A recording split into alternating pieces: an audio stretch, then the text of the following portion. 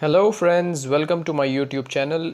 इस्लाम के राज में आप सभी का स्वागत है। जैसा कि आप जानते हैं दोस्तों कि इस चैनल के माध्यम से मैं इस्लाम से रिलेटेड वो बातें बताता हूँ जो आम तौर से मौलवी हजरात नहीं बताते।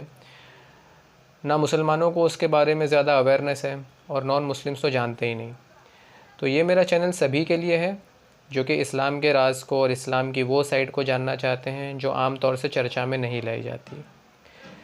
तो उसी में से आज जो टॉपिक मैंने सिलेक्ट किया है, क्योंकि मुहर्रम का टाइम चल रहा है, तो मैंने ऐसा सोचा कि आपको इन शॉर्ट और इन डिटेल मैं बताऊंगा।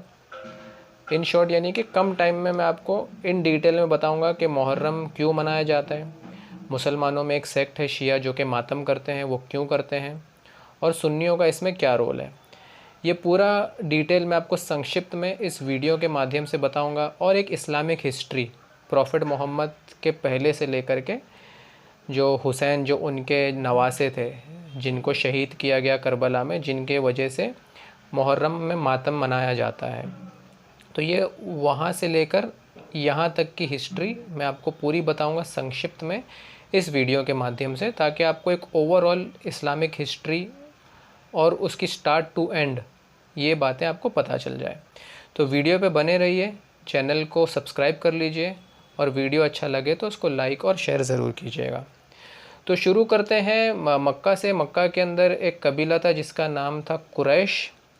ये कबीला था मक्का का, कुरैश कबीला, और इसमें थी दो बड़ी फैमिलीज़ तो बाकी बहुत होती हैं कबीले के अंदर।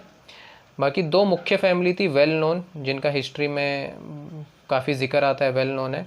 जिसमें सबसे पहली है हाशिम फैमिली, जो कि प्रॉफिट मोहम्मद की फ़ैमिली थी, जिसमें प्रॉफिट मोहम्मद का जन्म हुआ। हाशिम फैमिली, जिनको बनु हाशिम भी कहते हैं। और उनका जो पेशा था वो ये था कि ये लोग केयर टेकर थे काबा टेम्पल के, जिसमें पहले मोहम्मद से पहले मूर्ति पूजा होती थी, बहुत सारे रिचुअल्स होते थे। तो ये जो थे हाशिम फैमिली, वो काबे की केयर टेकर्स थे। मतलब जब हज यात्री आते थे तो उनके लिए रहने की, खाने पीने की सब सुख सुविधाएं उपलब्ध कराना, काबे टेम्पल की साफ़ सफाई करना, उसका ख्याल रखना, सारी चीज़ें। हज का सीज़न जब ख़त्म हो जाता है, 12वां महीना हज का होता है इस्लामिक कैलेंडर में, जब हज यात्री चले जाते थे तो वो लोग बैक टू अपना जो उनका जो मेन प्रोफेशन था, शेफर्ड्स, तो बकरियां चराना, ऊँट चराना, ऊँट खरीदना बेचना, ये सब उनका काम था एनिमल हस्बेंड्री से रिलेटेड।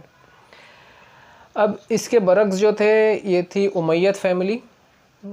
ये भी एक बहुत बड़ी फैमिली थी कुरैश कबीले की, जिसको बनु उमैया भी कहते हैं। तो ये बेसिकली मक्का के लीडर्स थे, लीडर सरदार मक्का में गिने जाते थे ये लोग। और ये लोग मर्चेंट्स भी थे, बिजनेस क्लास थे बेसिकली ये लोग।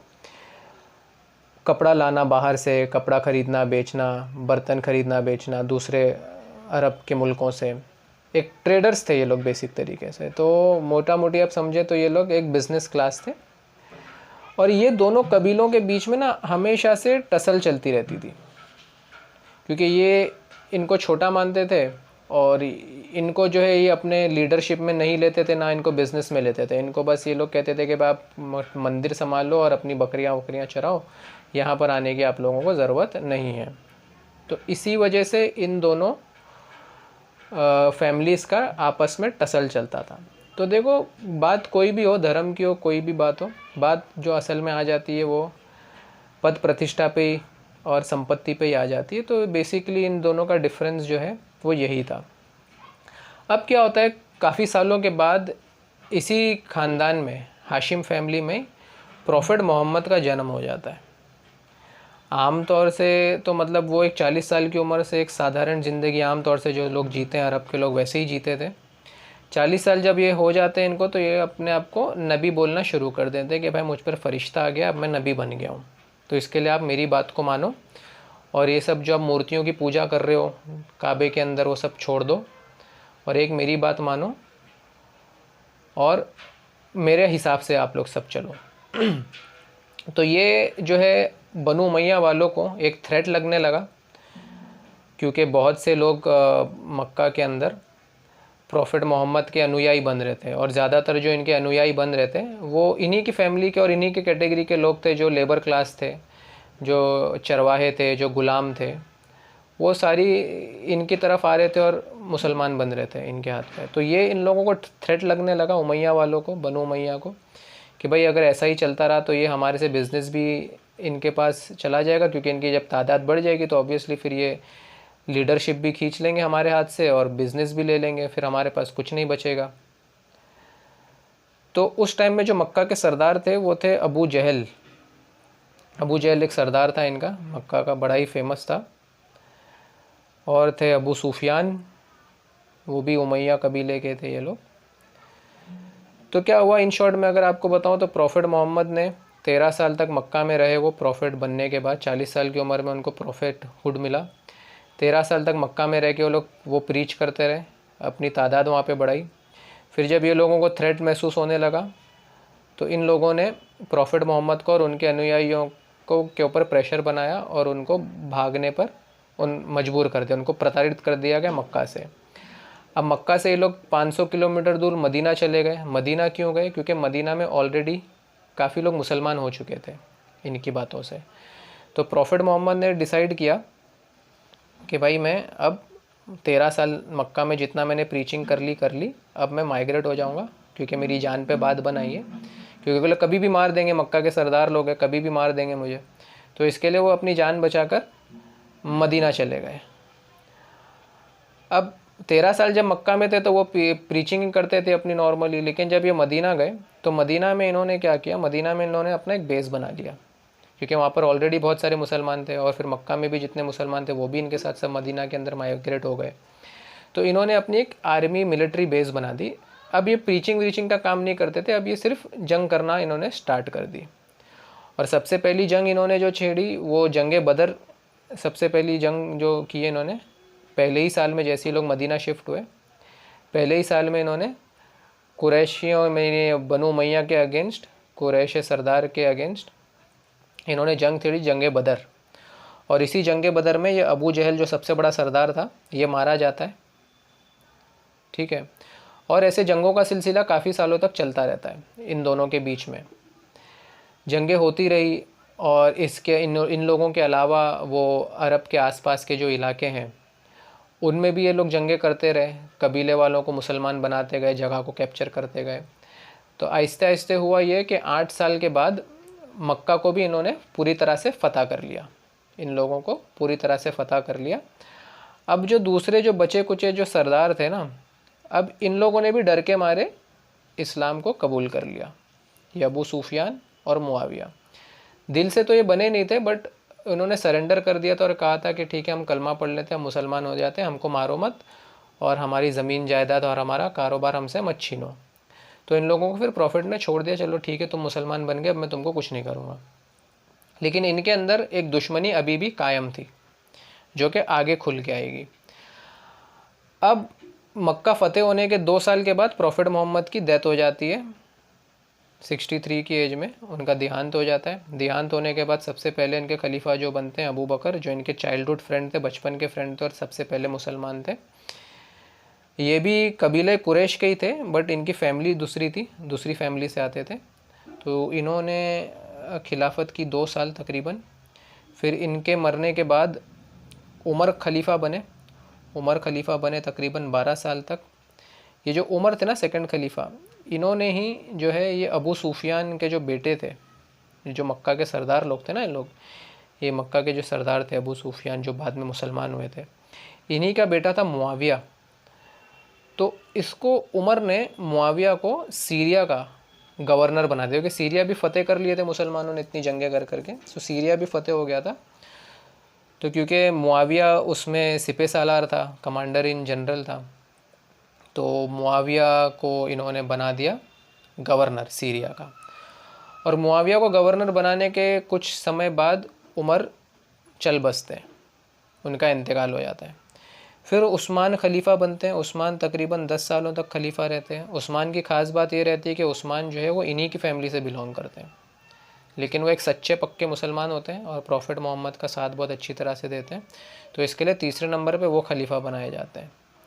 और जब ये खलीफा बनते हैं तो उन्होंने as a family relation Muawiya को काफ़ी फेवर करते हैं, जिससे मुआविया स्ट्रॉन्ग हो जाता है सीरिया में और आर्मी बेस बढ़ जाती है, वहाँ पर इकनॉमी अच्छी डेवलप हो जाती है, सारा कुछ इसका सीरिया में अच्छा होने लगता है।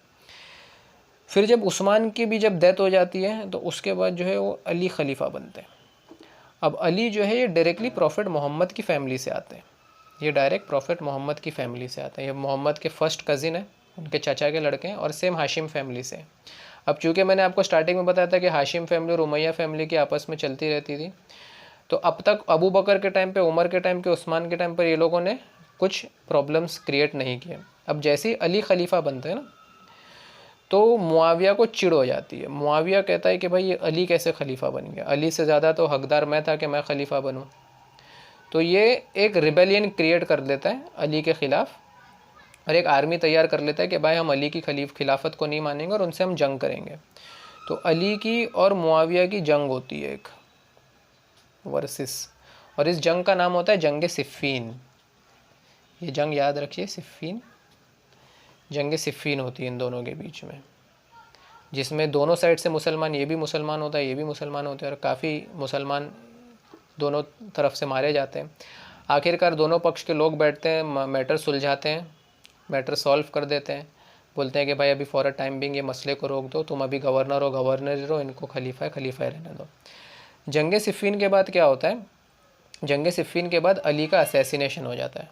अली को कोई चुपके से मस्जिद में आता है जब वो नमाज़ पढ़ा रहे होते हैं, तो उनके सर पे कोई हमला कर देता है, जिनके वजह से कुछ दिनों के बाद अली की डेथ हो जाती है। अब जब अली डेथ बेड पे रहते हैं तो लोग उनसे पूछते हैं कि भाई आप किसी को खलीफा हमारे में से चुन लो। तो अली कहते हैं कि नहीं, मैं तो किसी को खलीफा नहीं बनाऊंगा, क्योंकि मोहम्मद ने भी किसी को खलीफा नहीं बनाया था, आप लोग अपने आपस में मिलके मशवरा कर लेना और खलीफा बना देना। तो अब अली की मृत्यु हो जाती है। अब मुआविया सोचता है कि अब मेरे लिए मैदान साफ़ हो गया, अब तो खलीफा मैं ही बनूंगा। लेकिन क्या होता है, ये रहता है सीरिया में, ठीक है, और जो मेन जो हेड रहता है इस्लाम का उस टाइम पे कूफा रहता है, इराक़ में रहता है। तो कूफा के लोग क्या करते हैं, अली के जो फॉलोवर्स होते हैं वो लोग हसन को एज अ खलीफा डिक्लेयर कर देते हैं, और काफ़ी लोग मदीना वगैरह से भी आके लोग जो है वो हसन की बैत लेने लगते हैं, उनके हाथ पे प्लेज लेने लग जाते हैं। अब ये बात मुआविया को खल जाती है कि भाई ये कैसे खलीफा बन गया, खलीफा बनने का तो हकदार मैं था। तो इन लोगों के बीच में वापस से एक जंग और एक क्रिएट होती है मुआविया और हसन के बीच में। अब यहाँ से भी बहुत सारे मुसलमान मारे जाते हैं, यहाँ से भी बहुत सारे मुसलमान मारे जाते हैं। तो एट द एंड ये लोग ये मिलकर डिसाइड करते हैं, एक ट्रीटी, पीस ट्रीटी साइन करते हैं, जिसमें हसन कुछ शर्त रखते हैं मुआविया के ऊपर। उसमें सबसे इम्पोर्टेंट शर्त जो ये रहती है कि मुआविया जब तक कि तू ज़िंदा रहेगा तब तक कि तू खलीफा रहे, जब तू मर जाएगा तब मैं खलीफा बन जाऊँगा, और अगर मैं मर गया तुझसे पहले तब मुस्लिम आवाम जो है जिसको चाहे डिसाइड करके खलीफा बना सकती है। अब ये पीस ट्रीटी साइन होने के बाद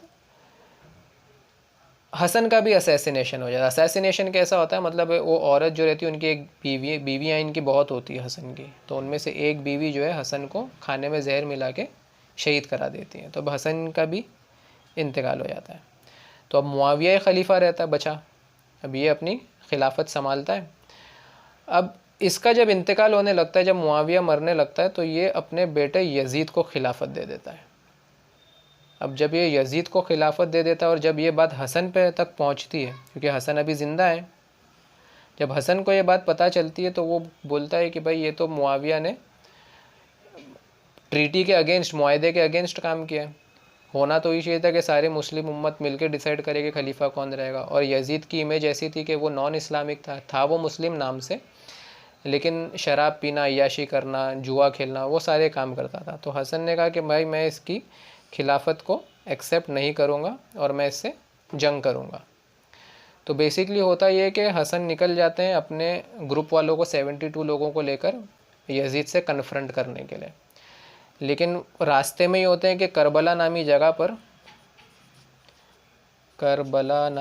पर यजीद अपनी आर्मी भेज देता है और हुसैन को और उनके सारे घर वालों को शहीद करवा देता है। और वो इतने बुरे तरीके से मारता है कि हुसैन का गला काट देता है, जितनी लाशें वहाँ पड़ी रहती सब पर घोड़े चलवा देता है, और मतलब बड़ी ही दर्दनाक तरीके से वो हुसैन को शहीद कर देता है। तो अब शिया मातम इसलिए करते हैं क्योंकि इनको मारने वाले हुसैन जो कि प्रॉफिट मोहम्मद के नवासे थे, मैंने जैसा कि आपको बताया कि अली ने जो है प्रॉफिट मोहम्मद की बेटी से विवाह किया था और ये प्रॉफिट मोहम्मद के नवासे थे।